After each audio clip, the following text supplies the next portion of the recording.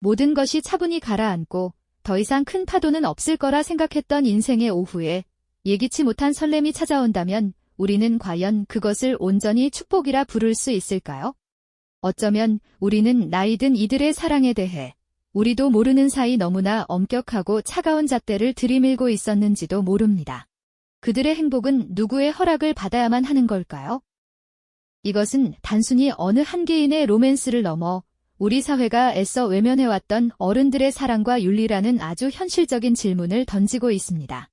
오늘 들려드릴 이야기는 바로 60대라는 나이에 시작된 하나의 사랑이 개인의 행복을 넘어 가족과 사회, 그리고 보이지 않는 도덕의 경계와 부딪히며 어떤 파장을 일으키는가에 대한 깊은 탐구입니다. 모든 인생의 짐을 내려놓고 비로소 평온을 찾았다고 믿었던 시간이 있었습니다. 빛바랜 앨범을 정리하고 조용한 공원을 산책하며 익숙한 고독과 친구가 되었던 그런 날들이었죠. 그런데 바로 그 잔잔한 호수 같던 일상에 생각지도 못했던 작은 돌멩이 하나가 던져집니다. 젊은 시절의 불꽃 같은 열정과는 결이 다른 서로의 지나온 세월을 묵묵히 이해하고 보듬어주는 성숙한 교감이 싹트기 시작한 겁니다. 잊고 있던 웃음이 되살아나고 멈춰있던 시간이 다시 흐르는 듯한 활력이 온몸을 감쌌습니다. 함께 새로운 악기를 배우며 서툰 연주에 웃음 짓고 따뜻한 찻잔을 앞에 두고 밤이 깊어가는 줄도 모르고 대화를 나누는 모든 순간이 선물 같았죠. 마치 인생의 마지막 장에 찾아온 두 번째 봄처럼 모든 것이 다시 피어나는 듯한 희망과 기쁨으로 가득했습니다. 이대로만 이어진다면 더 바랄 것이 없다고 두 사람은 진심으로 믿었습니다. 문제는 그토록 소중하게 피어난 행복의 감정이 오롯이 두 사람만의 것이 될 수는 없었다는 점입니다. 그 찬란한 빛이 강해질수록 그 뒤에 드리워지는 그림자 또한 점점 더 짙어져만 갔습니다. 가장 먼저 마주한 것은 바로 자녀들의 차가운 시선이었습니다. 모처럼 마련된 가족 식사 자리는 무거운 침묵으로 가득 찼고 아무도 입 밖으로 꺼내지 않았지만 그들의 굳은 표정은 하나의 목소리로 말하고 있었죠. 어떻게 그러실 수 있냐고요? 함께 거리를 걷다 무심코 잡았던 손은 주변을 스쳐 지나가는 낯선 이들의 시선 한 번에 화들짝 놀라 떨어져 나가기 일쑤였습니다. 두 사람의 사랑은 어느새 남들의 수군거림과 호기심 어린 시선의 대상이 되어버린 겁니다. 하지만 외부의 시선보다 더 괴로운 것은 스스로를 옭아매는 내면의 목소리였습니다. 특히 먼저 세상을 떠난 배우자에 대한 미안함과 죄책감은 밤마다 악몽처럼 찾아와 마음을 무겁게 짓눌렀습니다. 먼지 쌓인 액자 속에서 여전히 환하게 웃고 있는 옛 배우자의 사진을 쓰다듬을 때마다 지금 느끼는 이 행복이 과연 허락된 것인지, 혹시 내가 무언가 큰 잘못을 저지르고 있는 것은 아닌지 하는 끝없는 고뇌에 빠져들었죠. 이 사랑은 과연 나만의 자유일까요? 아니면 내가 속한 공동체와 가족의 동의를 구해야만 하는 일종의 책임일까요? 개인의 욕망과 사회적 관습이라는 거대한 두 개의 축이 정면으로 충돌하기 시작한 순간이었습니다. 여기에 재산 문제라는 아주 현실적인 벽이 더해지면서 갈등은 더욱 복잡한 양상으로 번져나갔습니다. 책상 서랍 속에서 잠자고 있던 상속 관련 서류들은 이제 단순한 종이가 아니라 가족 관계의 민낯을 드러내는 날카로운 칼날처럼 느껴졌습니다. 사랑이라는 지극히 개인적인 감정이 어느새 유산 분배와 법적 책임이라는 단어들과 뒤섞이면서 본래의 순수했던 빛을 잃어가는 듯한 불안감이 엄습해왔습니다. 밤늦도록 홀로 앉아 깊은 한숨을 내쉬는 날들이 점점 더 늘어만 갔죠. 새로운 사람과 함께하는 미래를 꿈꾸는 설렘과 평생을 함께 쌓아온 가족이라는 울타리를 지켜야 한다는 의무감 사이에서 마음은 매일같이 갈피를 잡지 못하고 흔들렸습니다. 어느 쪽을 선택하든 상처를 남길 수밖에 없는 잔인한 갈림길이었죠. 결국 이 모든 상황은 하나의 근본적인 질문으로 되돌아왔습니다. 인생의 황혼기에 찾아온 이 감정의 무게를 과연 나 자신과 내 주변 사람들이 온전히 감당할 수 있을 것인가 하는 정답 없는 물음 말입니다. 이 개인적인 고뇌는 어느 순간부터 더 이상 한 사람만의 문제가 아니게 됩니다. 마치 조용한 호수에 던져진 돌멩이가 만들어낸 파문처럼 그 여파는 생각보다 훨씬 넓고 복잡하게 퍼져나가기 시작했죠.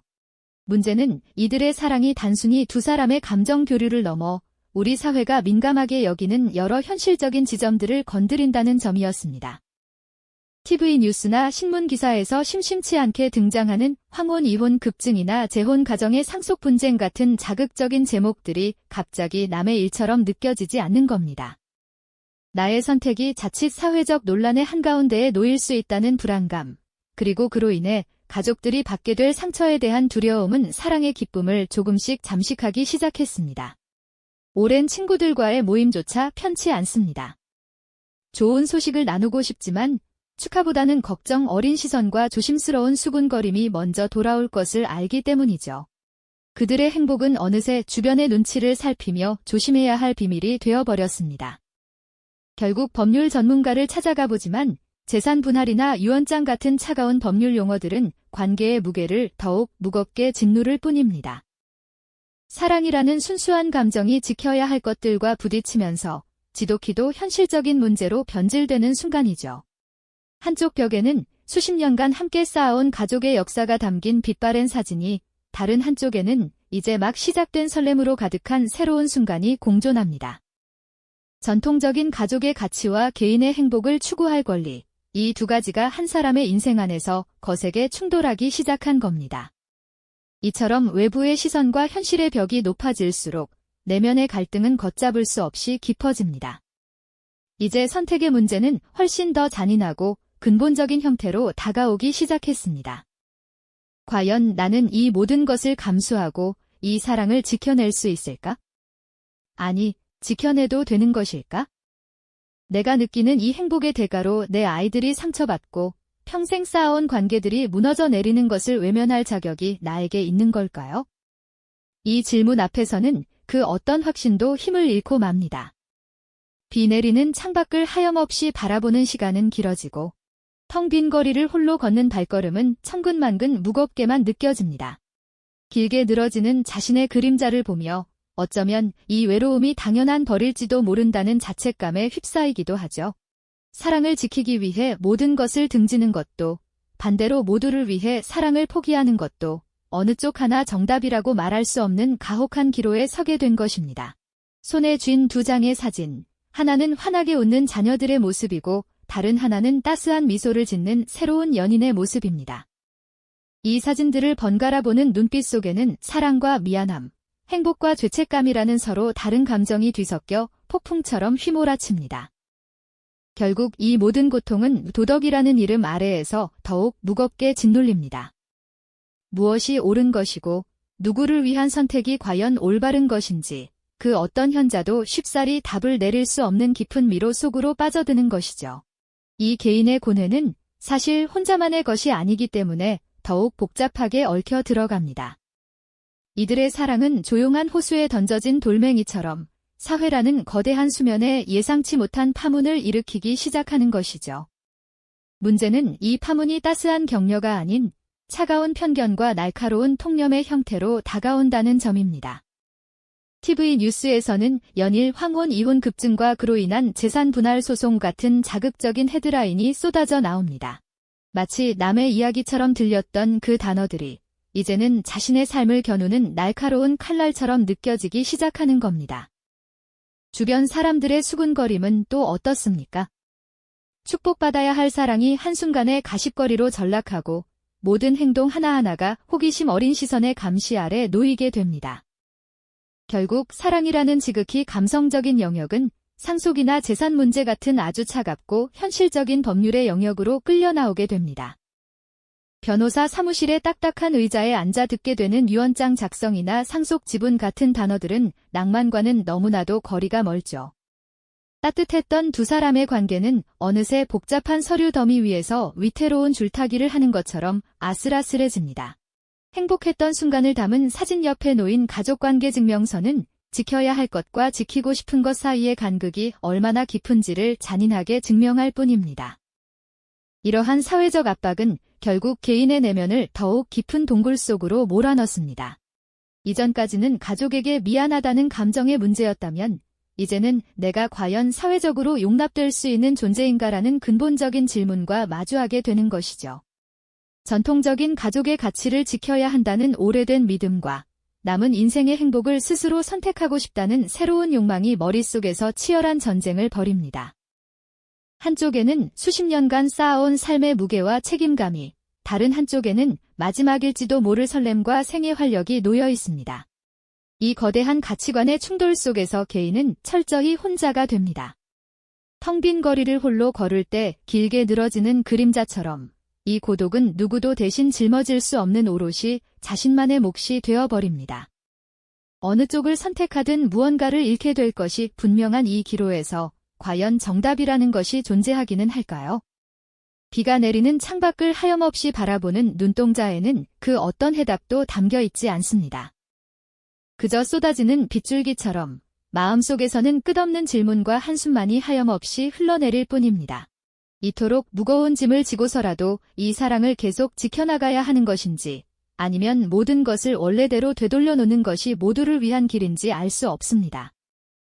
손에 들린 두 장의 사진, 하나는 환하게 웃는 자녀들의 모습이고 다른 하나는 새로운 사람과 함께 찍은 행복한 순간입니다. 이 사진들을 번갈아 보는 손길은 어디로 향해야 할지 몰라 미세하게 떨리고 있죠. 결국 이 딜레마의 끝에서 마주하는 것은 선과 악의 구분이 아닙니다. 그것은 나의 행복과 모두의 안녕이라는 어느 하나도 가볍게 여길 수 없는 두 개의 소중한 가치가 충돌하는 비극에 가깝습니다. 이 깊은 고뇌는 단순한 감정의 사치를 넘어 한 인간이 자신의 남은 생을 걸고 내리는 가장 무거운 결단에 대한 이야기이기도 합니다. 과연 이 길고 어두운 터널의 끝에는 어떤 선택이 기다리고 있을까요? 그 선택이 가져올 결과는 누구도 예측할 수 없기에 지금 이 순간의 고통은 더욱 깊고 막막하게만 느껴집니다. 침묵 속에서 깊은 숨을 내쉴 때마다 가슴에는 무거운 돌덩이가 하나씩 더 얹히는 듯합니다. 이처럼 인생의 황혼기에 찾아온 사랑은 때로 가장 혹독한 시험 문제를 개인에게 던져주기도 합니다. 그 누구도 대신 풀어줄 수 없는, 오직 스스로 답을 찾아야만 하는 외로운 싸움이 시작된 것입니다. 그 누구도 대신할 수 없는 고독한 싸움의 한복판에서 개인은 결국 양립할 수 없는 두 개의 세상을 동시에 마주하게 되는 셈입니다. 하나는 수십 년간 땀과 눈물로 쌓아 올린 익숙한 책임의 세계이고, 다른 하나는 잿빛으로 변해가던 삶의 기적처럼 찾아온 찬란한 행복의 세계죠.